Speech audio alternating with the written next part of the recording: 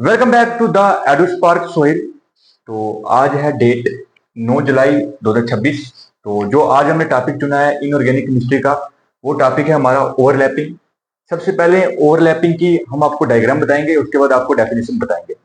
Overlapping की जो diagram में हम आपको बता रहे हैं, जैसे कि यहाँ पे जो ऑर्बिटल है, देखो इलेक्ट्रॉन की जो ऑर्बिटल है उनका ओवरलैप होने से एक mechanism of covalent bond formation, जो एक कोवेलेंट बॉन्ड फॉर्म हो रहा है, इसी को हम ओवरलैपिंग बोलते हैं। जैसे कि इसकी डेफिनेशन से आपको और थोड़ा एक्यूरेट पता चलेगा। According to orbital overlap concept, the formation of covalent bond between two atoms result by pairing of electrons present in the valence shell having opposite spins।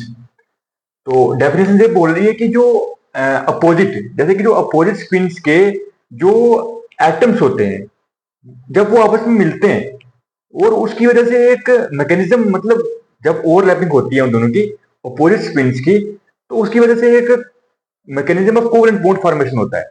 तो उसी को हमने ओवरलैपिंग बोला है। ठीक, वैलेंस बॉन्ड थ्योरी जो है आपने पढ़ा होगा, वैलेंस बॉन्ड थ्योरी, तो उसी से आप समझ सकते हो। जैसे पॉजिटिव पॉजिटिव ओवरलैपिंग से पॉजिटिव ओवरलैपिंग आती है, और पॉजिटिव नेगेटिव ओवरलैपिंग से नेगेटिव ओवरलैपिंग।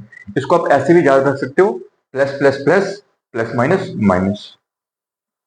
तो उसके बाद हमने आपको बताया जीरो ओवरलैपिंग क्या होती है। जीरो ओवरलैपिंग उस ओवरलैपिंग को बोलते हैं जब एस और पी आपस में मिलते हैं। जब एस ऑर्बिटल और पी ऑर्बिटल आपस में मिलते हैं, उसको हम बोलते हैं जीरो ओवरलैपिंग। जीरो ओवरलैपिंग में देखो कि जो पी का जो नोडल है वो यहाँ पे होता है, इलेक्ट्रॉन की डेंसिटी जहाँ पे एस की जो इलेक्ट्रॉन की डेंसिटी होती है वो फुल्ली रहती है। और जब से इंटरन्यूक्लियर एक्सिस पे मिलते हैं, इंटरन्यूक्लियर एक्सिस पे मिलते हैं, तो मिलने के बाद देखो इसकी इलेक्ट्रॉन डेंसिटी इधर है, इसकी इधर है, इसके बीच में कोई नहीं है।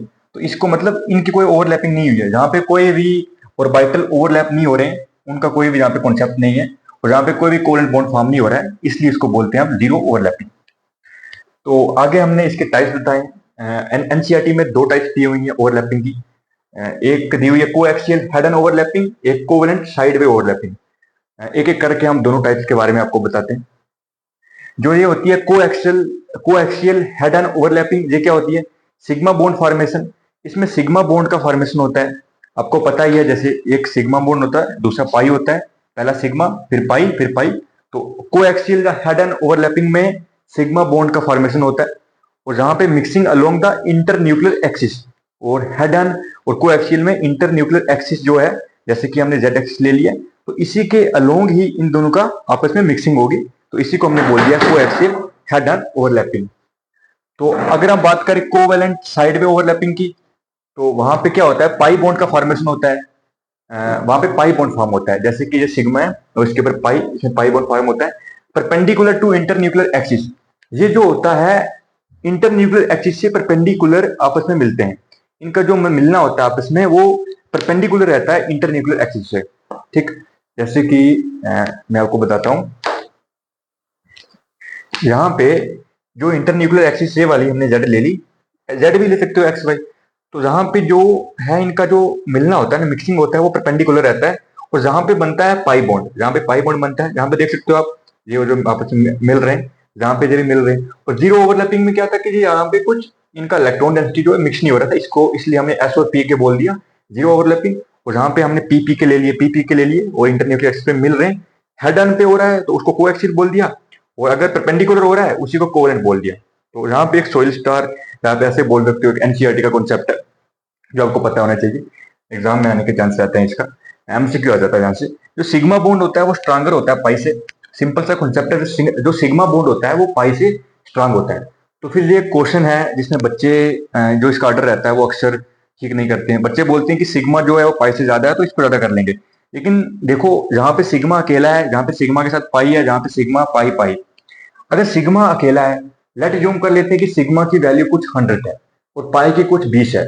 मैंने आपको जैसे कि बोला कि जो सिग्मा बॉन्ड है वो स्ट्रांग है पाई से, इसलिए मैंने सिग्मा की वैल्यू आपको 100 बता दी और पाई की 20 बता दी। तो इन दोनों की जब वैल्यू ऐड हो जाएगी तो तब अकेले सिग्मा से ज्यादा हो जाएगी, इसलिए इससे इससे ज्यादा, इससे जैसे sp3 sp2 और sp का आगे इंक्रीज हो रहा है, जो मैंने आपको ऑर्डर बता दिया। आई होप आपको यहाँ पे समझ आया होगा। जैसे हमने यहाँ पे सबसे पहले ओवरलैपिंग की डेफिनेशन दी है, उसके बाद इसकी डायग्राम दी है, फिर हमने जीरो ओवरलैपिंग के बारे में आपको बताया, और उसकी एग्जाम्पल भी दी हमने यहाँ पे। उसके बाद हमने इसकी टाइप बताई, जैसे कि कोएक्सियल हेड एंड ओवरलैपिंग और कोवेलेंट साइड ओवरलैपिंग। तो इनके बारे में बताने के बाद हमने आपको लास्ट में कॉन्सेप्ट बताया सोइल स्टार। ऐसे ही एनसीईआरटी का कॉन्सेप्ट है, जैसा आपको अच्छा लगे आप समझ जाना। तो बच्चों, आई होप आपको यहाँ पे कुछ सीखने को मिला होगा। तो ऐसे ही कर करके हम मतलब हर एक डेट को एक न्यू न्यू वीडियो ला रहे हैं, जहाँ पे हम पार्टिकुलर इनऑर्गेनिक केमिस्ट्री का हम एक टॉपिक कवर कर रहे हैं। जैसे कि आप लेक्चर देखते हो, चाहे आप किसी भी कोचिंग से पढ़ते होते हो, तो आपका लेक्चर में बीच में क्या होता है कि कुछ कॉन्सेप्ट जो है उनमें डाउट हो जाता है। जैसे मैंने आपको इससे पहले भी कुछ दिए थे कॉन्सेप्ट इफेक्टिव न्यूट्रल चार्ज का। तो इसलिए हम क्या करते हैं कि हम एक एक टॉपिक लेके आते हैं आपके पास, ताकि आप जहाँ से इजिली एक सिंगल टॉपिक को देख के समझ सको। और जो आपके लेक्चर चल रहे हैं क्लास में, तो वहां से तो आप सीख ही रहे हो, लेकिन हाँ, अगर आपको कुछ डाउट आ जाए, कुछ समझ ना आए, तो यहाँ से आप इजिली सीख सकते हो। तो आई होप आपको यहाँ पे कुछ नया सीखने को मिला होगा। नमस्कार।